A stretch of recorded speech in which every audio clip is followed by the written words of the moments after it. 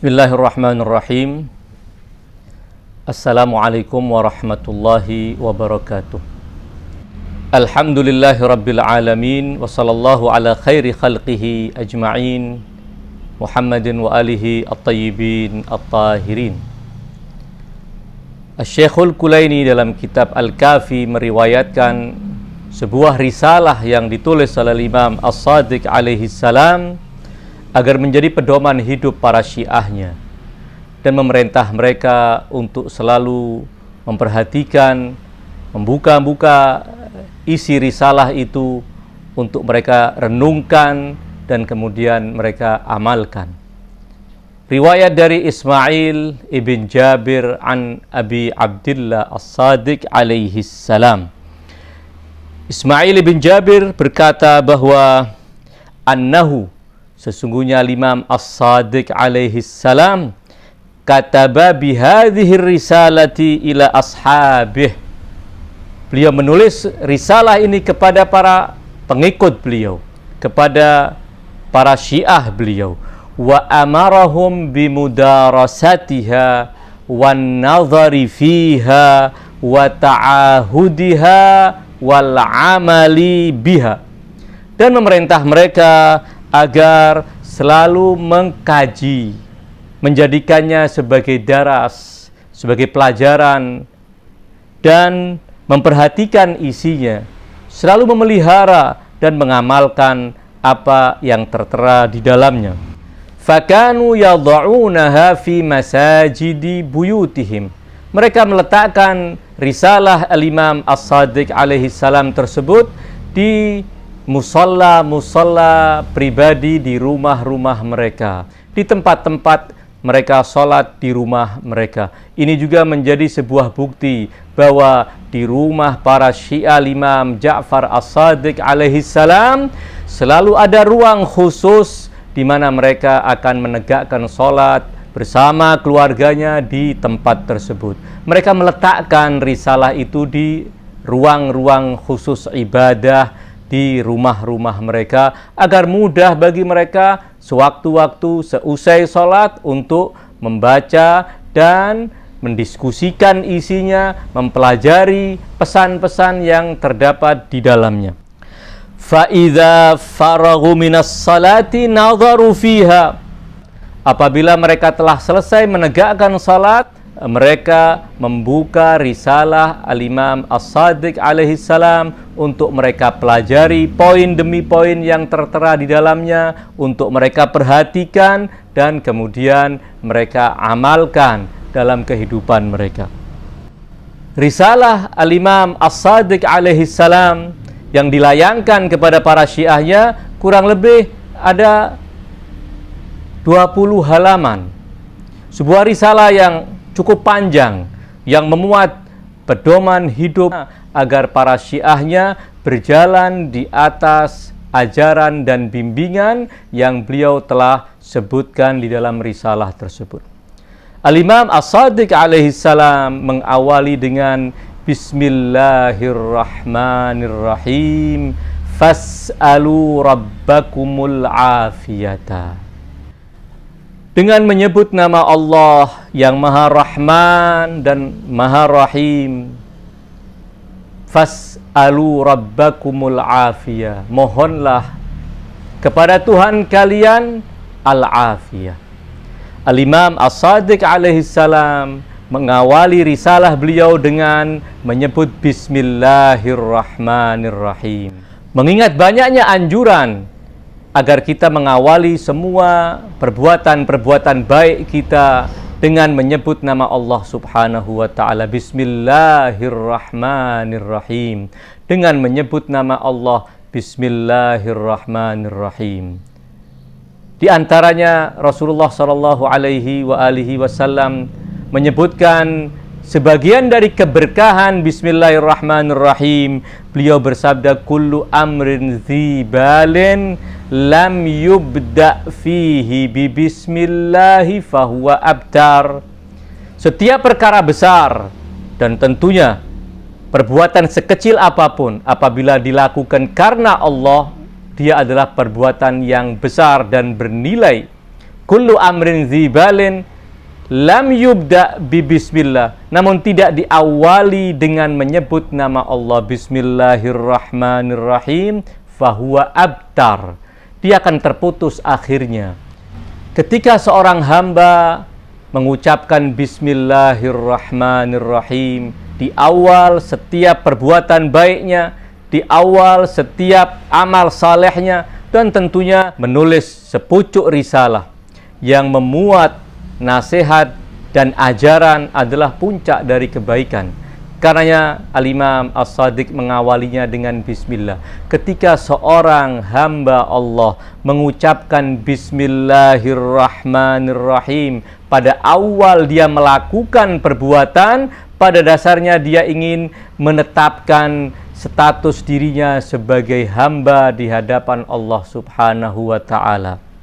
Setelahnya Al-Imam As-Shadiq alaihi salam mengawali dengan meminta para syiahnya agar memohon kepada Allah Subhanahu wa ta'ala al-afiyah. Fas'alu rabbakumul afiyah. Maka mohonlah kepada Tuhan kalian agar menganugerahkan al-afiyah. Al-afiyah adalah puncak dari kebahagiaan yang diperoleh oleh setiap hamba yang mukmin. Al-afiyah adalah kesuksesan hamba meraih surga dan diselamatkan dari api neraka. Itulah puncak dari al-afiyah.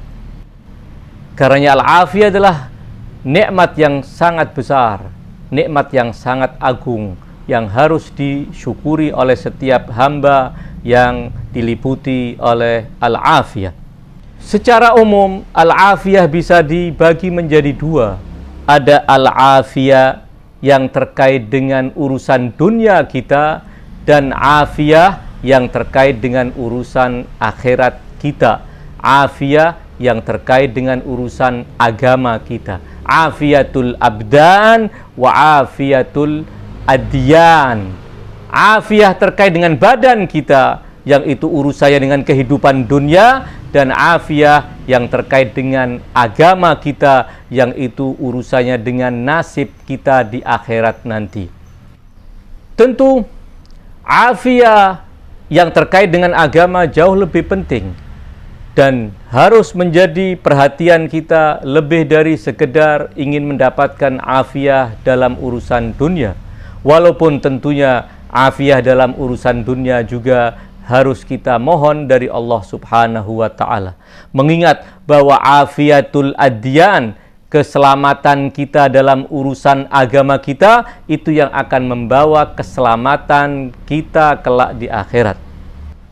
Al-Imam Amirul Mukminin alaihi salam pernah bersabda demikian.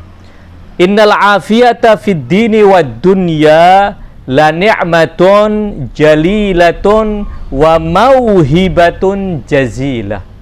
Sesungguhnya afiyah, keterhindaran kita dari mara bahaya, keterhindaran kita dari hal-hal yang menyakitkan, keterhindaran kita dari hal-hal yang akan merusak kenikmatan kehidupan kita. Innal afiyata fid dini wad dunya, dalam urusan agama dan dunia kita, la ni'matun jalilatun, benar-benar sebuah nikmat yang agung, wa mauhibatun jazila, sebuah anugerah yang teramat besar. Tentu al-afiyah harus kita rawat agar kita selalu berada dalam naungan al-afiyah, agar kita selalu terliputi oleh al-afiyah. Lalu apa yang harus kita lakukan agar afiyah tersebut selalu berada dalam kehidupan kita? Lalu apa yang harus kita lakukan agar kita selalu hidup dalam naungan al-afiyah? Al-Imam As-Shadiq dalam salah satu sabda beliau pernah berkata demikian. Man sarrahu tulul afiyati falyattaqillah. Barang siapa yang ingin afiyahnya langgeng, hendaknya dia bertakwa kepada Allah Subhanahu wa ta'ala. Karena pada dasarnya Tidak ada nikmat yang lebih besar dari al-afiyah. Al-Imam Al-Baqir alaihi salam pernah bersabda, "La ni'mata kal-afiyati." Tiada nikmat yang sebesar dan seagung al-afiyah. Wala afiyata kamusa'adatit taufiq. Dan tiada afiyah yang melebihi diberinya kemudahan seorang hamba untuk melakukan kebaikan-kebaikan. Karena itu, Al-Imam Amirul Mukminin menasihatkan kepada kita, "Ya ayyuhan nas," kata Imam Amirul Mukminin, "wahai sekalian manusia, salullahal yaqina warghabu fil afiyah." Mintalah kepada Allah agar Allah menganugerahkan keyakinan yang mantap. Warghabu fil afiyati, dan mohonlah dengan serius kepada Allah agar Allah menganugerahkan al-afiyah. Fa inna ajallan ni'mati al-afiyatu. Karena sesungguhnya nikmat teragung adalah al-afiyah. Tentu riwayat-riwayat ini terkait dengan afiyah al-adyan, afiyah yang berhubungan langsung dengan kemantapan agama kita, keterjagaan keimanan kita, kemantapan keyakinan kita. Namun sekali lagi, afiyah yang terkait dengan dunia kita juga sesuatu yang penting untuk kita minta dari Allah Subhanahu wa ta'ala.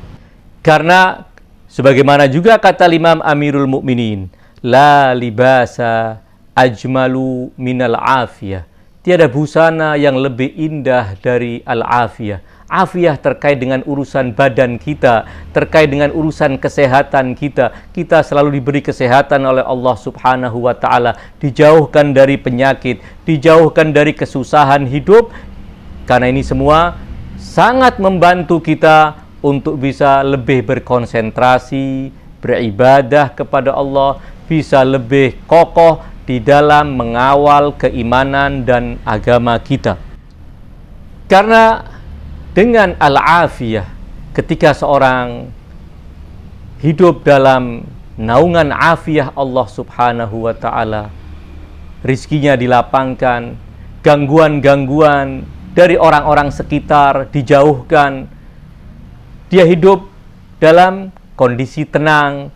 Ini semua adalah sesuatu yang sangat membantu agar manusia bisa lebih konsentrasi menghamba kepada Allah Subhanahu wa ta'ala. Dan dengan itu dia bisa menikmati arti kehidupan ini. Seorang tidak mesti dia untuk mendapat kedudukan yang istimewa di sisi Allah harus menyengsarakan dirinya. Tidak. Islam tidak mengajarkan yang demikian. Bil afiyati tujadu lazzatul hayat. Dengan al-afiyah akan didapat kenikmatan kehidupan ini. Sesungguhnya Islam ingin menyeimbangkan agar kita memberikan perhatian dalam urusan agama kita, urusan keimanan kita, sebagaimana juga memberikan perhatian dalam urusan dunia kita. Walaupun tentu prioritas utama adalah memohon agar Allah memberikan afiyah dalam urusan agama kita. Tidak diganggu, tidak diuji dengan ujian-ujian berat yang mungkin saja kita tidak sanggup menanggungnya. Sehingga pada akhirnya wal'iyadzubillah seorang hamba harus menanggalkan keimanannya karena tidak sanggup menghadapi tekanan, menghadapi ujian, menghadapi cobaan yang berat yang taruhannya adalah apakah tetap dia berpegang teguh dengan keimanannya dan dia akan mendapatkan tekanan-tekanan dan siksaan yang sangat luar biasa, bencana yang sangat mengerikan dalam kehidupannya, atau dia memilih mendapatkan kenikmatan sesaat dalam kehidupan dunia ini dengan menanggalkan keimanannya. Ada sebuah kisah di mana ketika Imam Zainul Abidin alaihissalam melakukan tawaf di sekitar Ka'bah, beliau mendengar ada seorang hamba yang berdoa memohon kepada Allah di depan Ka'bah, memohon kepada Allah, Allahumma inni as'aluka sabra. Ya Allah, aku memohon kepadamu agar menganugerahkanku kesabaran. Ketika mendengar permohonan seorang hamba tersebut, Al-Imam Zainul Abidin kemudian mengingatkan hamba itu, memegang pundaknya seraya berkata, Sa'altal bala, sesungguhnya dengan permohonan itu engkau telah memohon kepada Allah ujian dan bencana.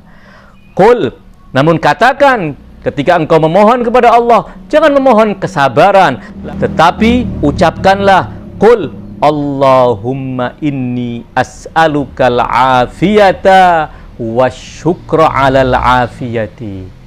Tetapi mohonlah kepada Allah, ya Allah, aku memohon kepadamu al-afiyah, keterbebasan dari tekanan dan ujian-ujian yang boleh jadi hamba tidak sanggup memikulnya. Wasyukra alal afiyah, mohonlah syukur agar bisa berterima kasih, bersyukur kepada Allah atas anugerah al-afiyah tersebut. Karena sekali lagi, tidak semua hamba, tidak semua kita kaum mukminin sanggup menghadapi ujian dan bala yang berat.